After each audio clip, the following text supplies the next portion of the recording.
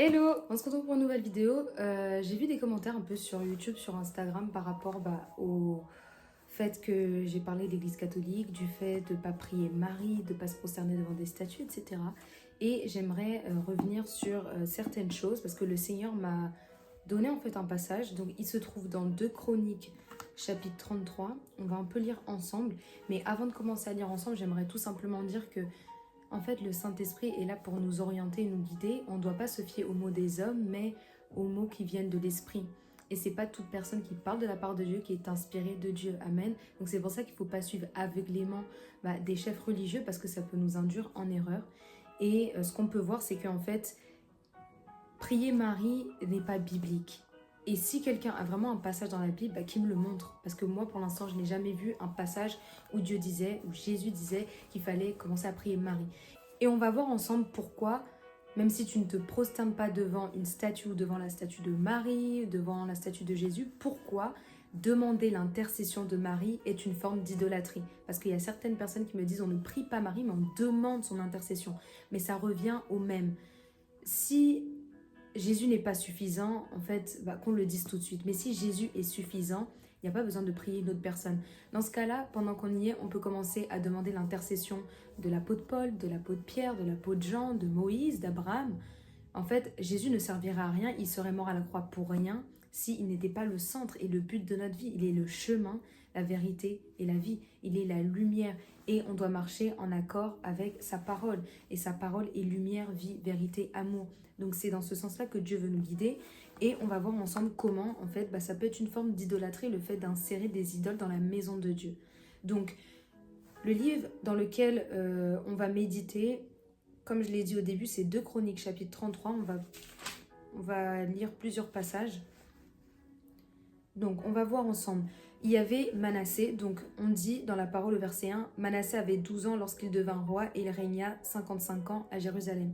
Et là, quand Dieu nous parle de Manassé et de son règne, il nous dit, le Seigneur nous dit qu'il fit ce qui est mal aux yeux de l'Éternel, en imitant les pratiques abominables des nations que l'Éternel avait dépossédées devant les Israélites. Ce qui veut dire qu'en fait, lui, il avait commencé à pratiquer des choses que Dieu reprochait aux nations devant qui Israël avait gagné. En fait, Israël avait eu la victoire contre des peuples qui pratiquaient ces choses-là. Et lui, Manassé, est revenu mettre ces choses sur le devant du tapis. Donc on dit, il reconstruisit les hauts lieux que son père Ézéchias avait démolis. Il érigea des autels en l'honneur des Baals et fit des poteaux sacrés. Donc là, on avance petit à petit dans l'idolâtrie. Tout ça, en fait, c'était pour s'éloigner de Dieu. Si tu fais venir l'idolâtrie dans ta vie, franchement, c'est pas pour faire venir la grâce de Dieu dans ta vie, mais l'idolâtrie. Donc, on dit ensuite que il se prosterna, donc le roi Manassé, devant tous les corps célestes et les servit. Donc, il ne se prosterne pas pour rien. On se prosterne devant Jésus parce qu'on l'aime et qu'on veut le servir. Donc, quand tu te prosternes devant autre chose, c'est que tu veux servir, en fait. Et on sait que l'Antéchrist, qui va venir, va vouloir qu'on puisse le servir, l'adorer, se prosterner devant lui. Pourtant, il n'y a qu'un seul Dieu qui sauve, et son nom est Jésus. Donc là, ça devient intéressant. Il construisit des autels dans la maison de l'Éternel, alors que l'Éternel avait dit, c'est à Jérusalem que mon nom résidera pour toujours. Donc Jérusalem, en fait, c'est la cité divine, on peut dire c'est la ville divine, c'est là où il y a Sion, c'est là où David, en fait, a agi pour le Seigneur. C'est en fait comme la sorte de capitale de Dieu. Voilà. Donc, on voit qu'il a construit des autels finalement satanique, il n'y a pas d'autre mot, dans la maison de l'Éternel. Il a construit des idoles. Il a construit des idoles dans la maison de l'Éternel. Et on voit que dans maintenant l'Église catholique, il y a des statues. Voilà, et je vous recommande de ne pas vous prosterner devant ces statues si tu es catholique et que tu n'avais pas été enseigné sur ça, si tu n'avais pas forcément plus de, de révélation par rapport à ça, sache qu'aujourd'hui le Seigneur veut te révéler que il a établi son trône dans l'Église. L'Église, c'est pas juste un bâtiment, c'est les saints, ceux qui croient en Jésus-Christ. Et dans son temple, du coup, dans son Église, il ne veut pas qu'il y ait des idoles. Maintenant, comme j'avais dit, il n'y a pas que des idoles qu'on peut voir en image taillée. Il y a des idoles, des fois, qui sont dans les cœurs. Ça aussi, il faut les retirer. Mais vu que là, le thème, c'est plus le fait de prier Marie et de se prosterner devant des statues, des idoles. Voilà, on parle d'idoles physiques qu'on peut identifier. Et là ça s'empire. On dit qu'il fit passer ses fils par le feu dans la vallée des fils d'Inon. Il pratiqua la divination et l'occultisme. Il s'adonna à la magie et il mit en place des gens capables d'invoquer les esprits et les spirites.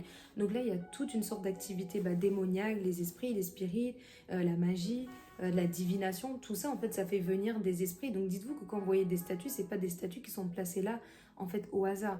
C'est des statues qui sont là, en fait, pour invoquer des esprits. Et vu qu'on n'a pas, en cette époque, connu Marie, quand vous voyez une personne dans l'église et qu'on dit que c'est Marie sur une statue, il faut se demander en fait, cette personne, qui est-elle réellement en fait? Parce que derrière chaque statue, il y a un esprit. Derrière chaque chose, il y a un esprit en fait. L'homme ne construit pas des choses pour rien. Donc faites des recherches, moi je ne vais pas trop rentrer dans les détails, mais sachez que Dieu veut juger l'église. Voilà. Et comme il le dit ensuite, il fit de plus en plus ce qui est mal aux yeux de l'Éternel, provoquant ainsi la colère de Dieu. En fait, les idoles, ça fait que provoquer la colère de Dieu. Ça fait pas grandir la grâce dans ta vie, mais ça provoque la colère de Dieu. On dit ensuite, il mit la statue de l'idole qu'il avait fabriquée dans la maison de Dieu, alors que Dieu avait dit à David et à son fils Salomon, c'est dans cette maison et c'est à Jérusalem que j'ai choisi parmi toutes les tribus d'Israël que je veux établir mon nom. Donc là où le Seigneur veut établir son nom, en fait, on va venir ajouter des idoles. Et ça, c'est pas bon en fait. C'est pas bon, ça fait juste que le temple de Dieu soit souillé, soit envahi d'esprits qui n'ont pas leur place ici. Parce que seul Jésus doit être révéré et pour adorer Jésus, on n'a pas besoin d'une statuette, on n'a pas besoin de se prosterner, on n'a pas besoin de l'intercession de quiconque. Voilà, si ce n'est les hommes de Dieu qui sont là, qui sont vivants. Parce que pour revenir sur ce sujet de on ne prie pas Marie, mais elle intercède juste pour nous, il y a des pasteurs, et Dieu le dit dans sa parole. Il dit dans Luc 8, 21, « Ma mère et mes frères, ce sont ceux qui écoutent la parole de Dieu et qui la mettent en pratique. » Amen. Parce que juste avant, en fait, les disciples ont dit à Jésus, « Ta mère et tes frères sont dehors, ils désirent te voir. » Mais lui, il savait que ceux qui sont sa mère et ses frères, c'est tout simplement ceux qui appliquent la parole de Dieu. C'est important de se mettre ça en tête. Et il y a aussi Jacques 14 qui dit, « Quelqu'un parmi vous est-il malade ? Qu'il appelle les anciens de l'Église et qu'il prie pour lui et qu'il loigne d'huile au nom du Seigneur. » Donc tout ça pour dire que si on veut demander l'intercession, on demande l'intercession aux hommes de Dieu, aux frères et sœurs, tout simplement. Il n'y a pas à aller demander l'intercession de personnes qui sont mortes et qui attendent le jour de l'enlèvement pour être réveillées de la mort lorsque Jésus paraîtra dans les nuées pour nous enlever les vivants et les morts. Voilà, il va réveiller premièrement ceux qui sont morts en Christ, il va les ressusciter et nous ensuite on va partir dans les nuées, dans le ciel.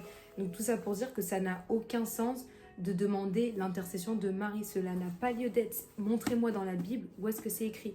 C'est écrit nulle part en fait. Donc on continue.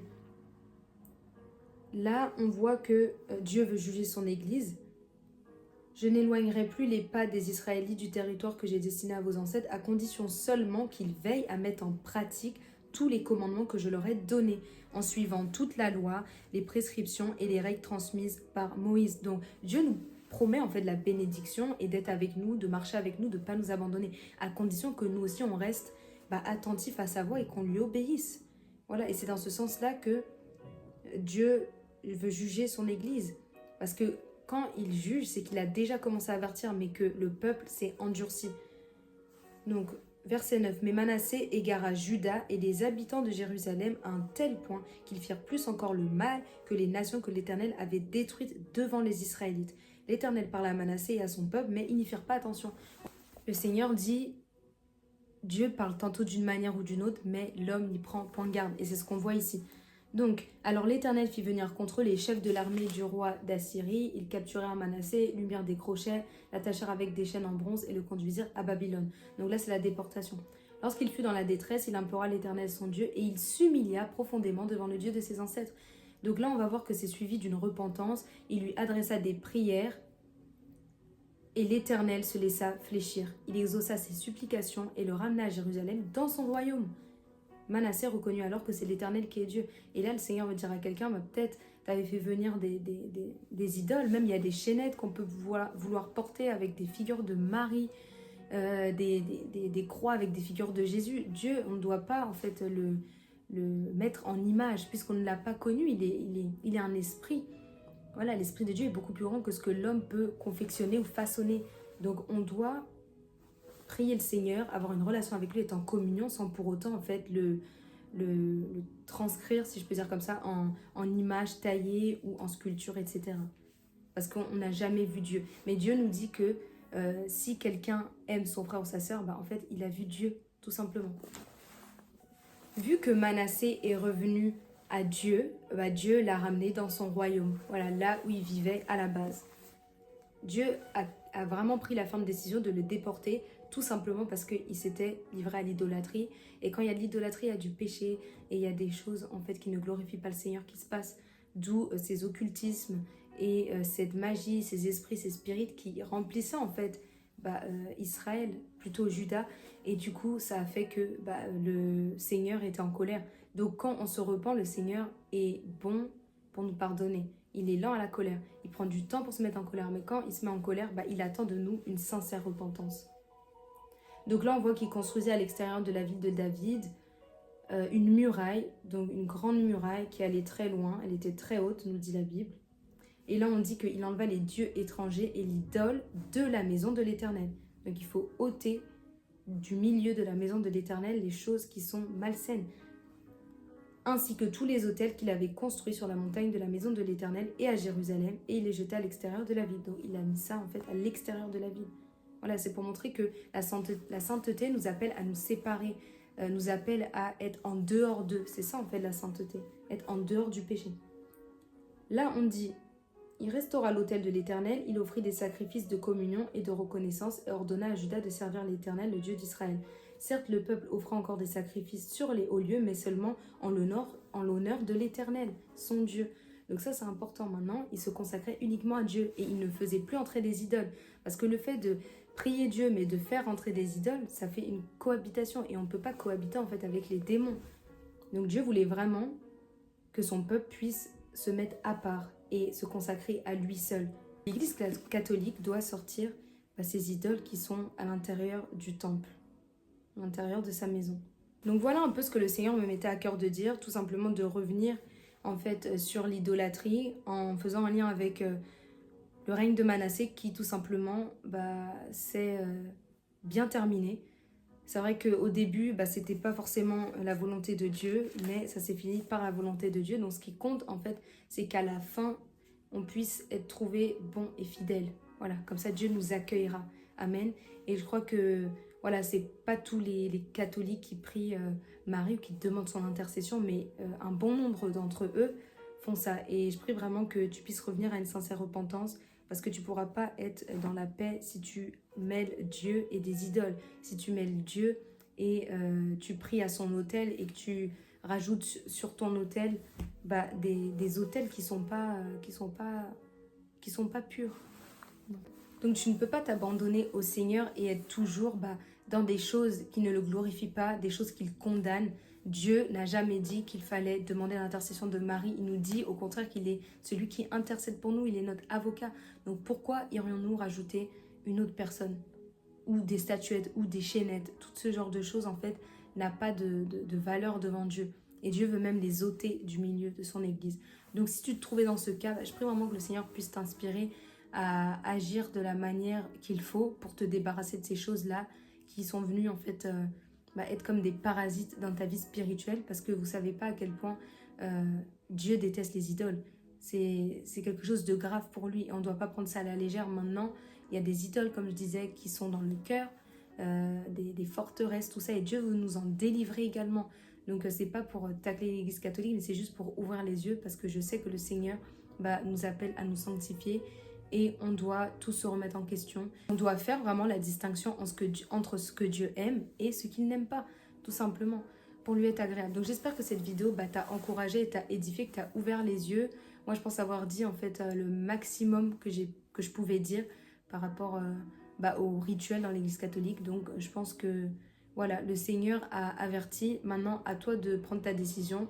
Celui qui a des oreilles qui l'entendent, ce que l'Esprit veut dire à son Église. Et on se retrouve pour une prochaine vidéo. Bye!